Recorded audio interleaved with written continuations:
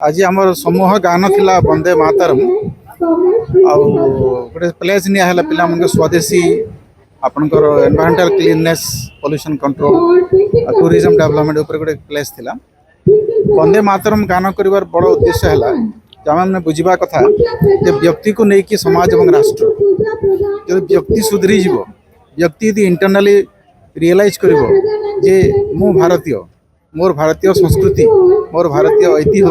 मोर भारतीय परंपरा मोर भारतीय ज्ञान यही सब को मत आगे बढ़ेबार अच्छी मत फास्ट बुझार अच्छी। तो आम स्टूडेंट माने जो माने जेनरेशन जी आम कहूँ ये ही भारत भविष्य एमाने काली विकसित भारत हबार अच्छी आमर तो एमाने ही से विकसित भारत शोल्डर कर रेस्पॉन्सिबिलिटी नेबे। तो एमाने बुझार अच्छी आम राष्ट्र कौन आम ऐतिह्य कौन आम परंपरा कौन यही नॉलेज को ये इंडियन नॉलेज सिस्टम को से बुझिले और यार इंपोर्टेंस गुरुत्व को बुझिले रियलाइज कले निहाती गोटे बहुत भल व्यक्तित्व होकर बाहर आग को से आम राष्ट्र को आम देश को आगे बढ़ेबे से यहाँ पिला माने आम स्टाफ माने समस्त बहुत खुशी सहित जोगदेले आ बहुत भल भाव प्रोग्राम सर।